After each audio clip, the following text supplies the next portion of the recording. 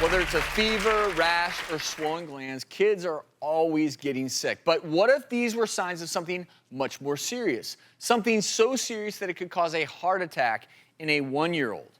Well, our next guest, actress Sarah Chalke, played a doctor in a hit series, Scrubs.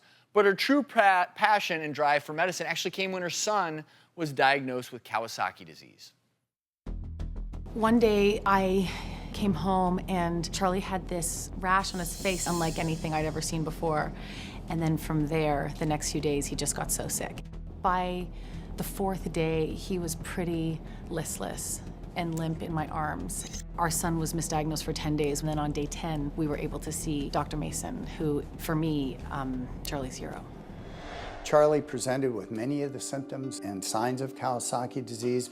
But Kawasaki disease can be a difficult disease to diagnose because of its similarity to other illnesses. The symptoms include fever, redness of the eyes, redness and inflammation of the lips and mouth, and a characteristic peeling. And it can lead to heart attacks in young children.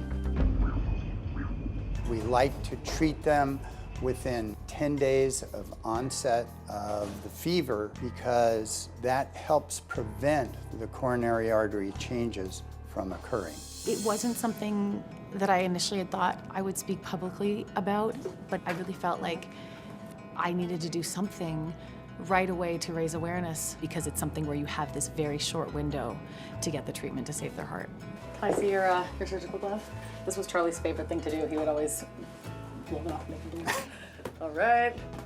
I would say the one thing I want parents to know is don't be afraid to get a second opinion, a third opinion, and fight for your kid. Please welcome actress and Kawasaki advocate Sarah Chalke to our show. What's up, Doc? Sarah, good to have you. Had you ever heard of Kawasaki before your son? No, I had never heard of Kawasaki disease, and that is what has amazed me so much since speaking about it and meeting all of these parents. I mean, I had actually never met anyone who'd had Kawasaki disease before speaking at the fundraiser for the Kawasaki Foundation a year ago, and then I was in a room full of parents whose children had had it, and it was really meeting those parents and hearing their stories and meeting children who had coronary aneurysms and talking to parents whose children had a heart attack that made me decide to speak about it publicly. When you took your son in, did they know immediately that this was Kawasaki? No, unfortunately, we were misdiagnosed, and that is the common KD experience. And he was just so sick, and there was this website, kdfoundation.org, and it so clearly listed all of the symptoms, and Charlie had all of them. And so it just kind of gave us the confidence to keep fighting to see a specialist.